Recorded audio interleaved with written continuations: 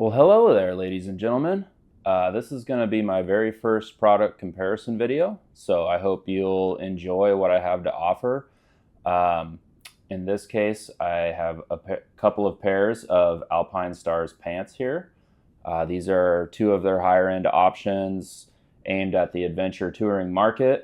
So right next to me here, we have the Halo Pro Drystar XF. This is their new pant that is going with the new laminated version of their very popular Halo jacket. Kind of what motivated me to do this review or comparison, I'll get into why it's not really a review, is that there just wasn't very much information out there yet on this pant, or this one for that matter. And this is the AMT-10R. So that's the Alpinestars motion technology line. If you've heard of that, there's a few different levels. 10 is the highest level. So this is the one that's laminated. So what I'm going to do in this video is I'm going to compare these two pants, kind of their price points, some of their features. For adventure touring, the venting is really important, especially in a laminated pant that's not going to flow a lot of air otherwise. These are both waterproof, without any liner, which I really like in a pant because, you don't have to take your boots on and off. Some of those liners, they have the zip, which helps, but it's much better to just have it baked in all but the hottest riding scenarios. But yeah, so we're going to look at the protection, the venting, and some of the other features on the pant and kind of compare them at their price points and see which might be a better pant for you. So just real quick disclaimer on this, I haven't ridden either of these pants. I bought them both with my own money. They are pretty expensive, so I plan to return them to the store. Neither of them fit me properly. I'll get into fit a little bit, so I wasn't gonna end up keeping one or the other anyway. If I really liked one, my plan was to keep it and use it with my Halo jacket. However, I'll get into kind of some of the reasons why I don't think that's going to work out either way. One other thing I want to address in this video is that it doesn't seem like there's a lot of attention being paid on the pants side of the equation for adventure touring gear. All the focus is on the jackets. It seems like there's review videos out there for the jackets. There's hardly any on the pants. I get it. The jacket is definitely the larger piece of the equation for sure. But the pants are definitely not something to be an afterthought, and it's still a lot of money. So you want to know that they're going to work for you. They're going to do what you need. They're going to last, all that good stuff. So I just, wanted to put this video out there to help do my part in addressing sort of the lack of information going around about technical riding pants. And hopefully we can get that a little bit better. All right, so we've got the two pants in front of us here. Let's just do a fast overview. What are some of the key differences and what kind of caught my eye about both of these pants? Well, first of all, the main thing I was looking for, like I said, is a laminated waterproof pant. I don't like to mess with liners on the pant side. It's okay for me on the jacket side. If you want to just hop off the bike real quick and throw on a rain layer, that's not really that much of an inconvenience. You might not even need to take your gloves off, much less your helmet or anything else. On the pant side, though, to get a liner in, you're probably, like I said, taking your boots off. And if it's raining out, that's not a good idea. You're going to have wet socks. Otherwise, if you find a liner with like the side zip that goes up high enough, you might be able to throw them on over your pants with your boots on. But generally, it's just a lot more fuss. And frankly, I think if you have good enough venting on a laminated pant, you can wear it in most conditions except for the hottest days. And then you're probably just bringing a different pant at that point. But anyway, yeah, let's just kind of go top to bottom real quickly and compare some of the features on these things. So first of all, they do have the exact same belt, and it's really nice. It's kind of like, I'm not sure if it's actually fidlock, but I don't know if you can see that. It's got a little magnet in it, so get it close enough and it magnetizes and latches. So if you've ever done fidlock on your helmet, it's very nice. You don't typically need to take your gloves off to operate it. They both have the same belt. One thing, if you look at the product marketing for the Drystar or the Halo, you will see in the photographs a 360 connection zipper, much like you can see on the AMT-10 here. Mine doesn't have that. So I don't know if that's something between the pre-production and then when they went to production they changed it, or if I got a weird one. I don't know what the deal is. There is a short connection zipper. However, in a very unusual move, they did not include the other side of it. So if you had a different jacket that you wanted to, sew that zipper onto, for my piece, they did not include the option to do that, which is very unusual. Every garment I've gotten that has a connection zipper has always included the other side for you to sew onto something if you so choose. So not sure what happened there. My product was brand new. I pulled it out of the plastic wrap. It had, paper lining that. So it was very much a new product. It was not somebody's getting it before me having to do with that. Anyway, moving down now. So on the AMT-10, you've got a top pocket. It's kind of like a cell phone pocket. And then you've got sort of this big cargo pouch that sits more out on your hip. I really like this one. This one's a little too tight in my practice to really be practical, with the zipper at the top there, sliding your hand in and out. It's just a little painful and tight, so it's hard to even fit anything in there anyway. You might get your cell phone in there. I probably won't get a lot of use out of it. This one's pretty nice, although I will say being kind of outboard on your hip like that, if you're carrying anything hard in there and you fall, could really hurt your legs. So just be careful with that. Moving down, kind of the main attraction for me was these thigh vents. So here we've got on the Halo Pro, you've got a double zipper, so you can go from the bottom like I just did, and that will open the panel. As you can see, it's got Velcro on the bottom. And then that opens a really, the opening size looks modest, or it's decent, but what's really hiding in here is how much this goes back in here. So when you're sat on the bike, right, this scoop is up. It's going all the way up. You can see that right here, that it's going to be flowing air in and over your leg.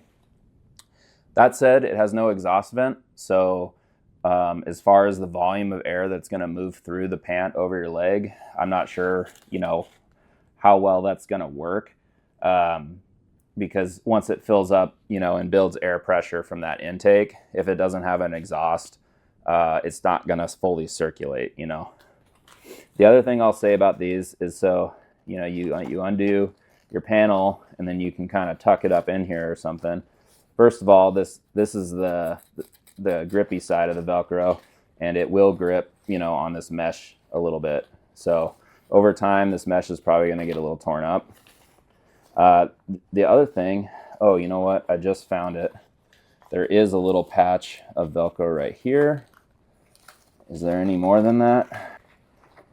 Okay, so I'm pretty sure that's it. There's this one little patch of Velcro right here that you have. I'm not really sure exactly what they were intending with that. You can kind of do it like that, but that leaves it a little bit flappy. And then what? You just tuck. Again, it got caught on the mesh there. Maybe you just tuck it in like that. So it's a little more fiddly, and you can see it's still kind of flopping around loose, right? So I'm not sure how well that'll work in practice. Like I said, I didn't wear these on the bike. But overall, it seems a little bit half-baked on the Halo Pro. Now, if we come over here to the AMT-10, you can see I've got one open already. And it's got an upgraded mesh here. So this is the Matrix, and this is going to have more abrasion resistance, more protection. This is just standard mesh that, nothing branded. Kind of a similar design idea here. They give you a nice little pull tab for your gloves, for gloved operation, Velcro, and then it just tucks up in here. Again, I don't think that there's any Velcro, but this time they put the soft side of the Velcro on the flap. So that's not going to tear at that mesh at all. You got, the rough side over here. That doesn't seem like it's going to have any issues. Maybe over time it'll pill this fabric a little bit. But yeah, you can see, overall, I think a better implementation of the idea on this pant. And it's got the scoop. The mesh does not go all the way up as far as I'm reaching. So there is some Velcro in there actually. So that's nice. It will Velcro then. And the mesh does go up a little bit higher, as you can see. It'll kind of go up to about here-ish. So you're still getting a good amount of airflow. And again, like you're in the riding position, your knees bent, this is kind of scooped. So it's going to really bring in a lot of air easily. But again, no exhaust vent. So, that might be an issue. Okay, so continuing to kind of move down the pant. On the knees, on the AMT-10, you've got this super fabric. I think we all know what that is at this point, but it's the ceramic beads that are welded on. On the halo, you've got TPU, so also some abrasion resistance, but definitely not the level of the AMT-10 here. And then I will say on the AMT-10, the knee pad feels pretty bulky. They're maybe about the same, maybe a little bulkier over here. I can't actually pull this one out to show you because it does not come out and it's not adjustable. So if you're somebody who really likes to fine position their knee armor, you won't be able to adjust the height of the knee armor in this. I didn't find that to be a problem for me. So when I'm wearing the pant normally, it hangs pretty low. So the top of the knee pad is actually below the bottom of my knee. So shin armor, as a lot of people joke. But when you put the boots on and you can kind of position the knee and then you sit down on the bike, it does get positioned over your knee when you're in that riding position. And then the other thing is that creates a little bit of slack in the upper pant here, which helps, with range of motion so that you're not kind of bottoming out the length of the pant as you extend your leg. So it does seem like a pretty good implementation to me. Some people might not like how they did it just because of that lack of adjustability. But I thought it was going to work for me. On the back of the knee, you've also got this knit. And I do believe the membrane is behind that. So I don't think that this is going to be a waterproof issue. But that's nice because that'll keep the inside of your leg a little bit cooler there. On this one, they don't have that. They do both have the leather on the inside for rubbing on your bike. So that's good. That'll keep the pant, longer. The other big difference now, getting to the very bottom, is you have this accordion panel on the AMT-10. You do not have that here. So, with this one, basically you've got kind of your boot opening, and then here's your 3L laminated Drystar down that starts here.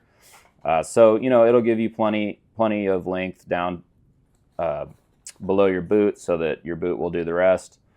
But this one's only going to go over the boot, and of course that's what you want in a laminated pant, right? Because if you go in the boot and it starts raining and you have a waterproof pant, all that rain's just going to go right down straight into your boot. So, of course, you want to wear it outside the boot when it's raining. However, if it's dry and it's going to be dry, really for the life of the pant, in the boot is the way to go. And that's what I really like about this one. So this one you're able to wear in the boot because of that accordion panel. It will also go outside of the boot. So, you open up the zip. You can get enough stretch out of this accordion panel to get it down around the boot. And then it's also like a nice, tight, snug fit. So you can wear it outside the boot when it's raining, and that will, keep you dry. And then when it's dry, and you're not worried about that, you can go in the boot and you can protect, from the pant from rubbing between your boot and the bike. Anyway, that's kind of a top to bottom quick comparison. There's not a lot going on the back side of these, so pretty much everything there. I will go over to the table for an inside view to show you kind of that knee arrangement and how that differs, and then also talk a little bit about the construction. So this is a 3L, 3-layer laminated garment, and this one is 2L. And I'll get a little bit more into that where it's easier to see. But this has a mesh inside, which is, compared to this one, is just the straight up the 3L fabric.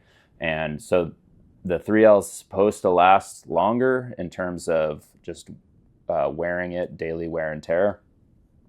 But I think in a pant like this, you're probably going to see, on the moto side of things, working on the bike and all that stuff. I don't know if that's going to be so much of a factor, but anyway, I'll get into both of them and show you what they look like.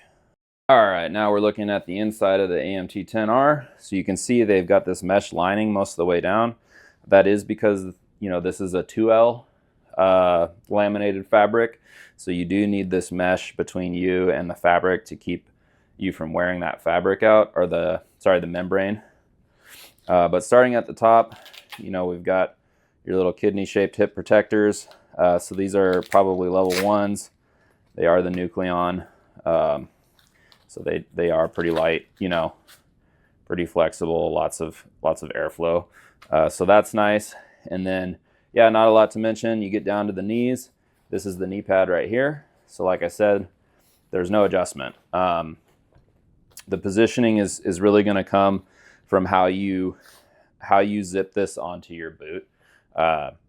So, I've tried it in the boot and out of the boot, and both ways I was able to kind of get these knee pads where I wanted them, so that when I was sat on the bike with my knee bent, they were in the right place. Your mileage may vary. You might not even like the concept of not being able to adjust it, so that's up to you. I personally think it will work for me. Yeah, flipping it over here, not much else to say except they got the nice branding here. Alpinestars Motion Technology, that's the AMT line. So there you go. That's the inside of this pant. Ooh, actually a little nice mesh here at the back. So a little bit extra, just one little last thought for comfort. Okay, and then one last thing I did want to point out on the AMT-10. So just in case you're really not sure, about this whole 2L versus 3L thing. So this is the 2L membrane, and feeling it right here, it feels very soft and rubbery. We'll compare it to the 3L and how that has a bonded layer on the inside that's meant to actually rub against your body or your undergarment or whatever. This one, they typically are expecting, again, that kind of mesh implementation to help protect this waterproof membrane. So that's what that looks like. All right, we've got the Halo Pros inside out. So you still have that same mesh chassis, which is interesting considering this is a 3L garment. And you can kind of see how that 3L looks down here a little bit better. It's going to be a little bit more well protected from abrasion. But, the fact that they decided to include this indicates that, maybe they feel this has another benefit like moisture wicking. The other thing I would say about that is, it's kind of a missed opportunity to keep this pant a little less bulky than the other one. The other ones are a little bulky compared. These ones are still maybe a little bit lighter in terms of bulk. So same pad in the hip, the Nucleon. And on this one, I'm actually able to take the knee armor out and show you. That is the Nucleon armor. Again, you can see it's going to flow a lot of air. And then on this one, you can see they do have the double stitching here. So you're just choosing, which pocket to put that in when you put it back in. And that's going to give you, maybe about 3/4 of an inch of height adjustment there.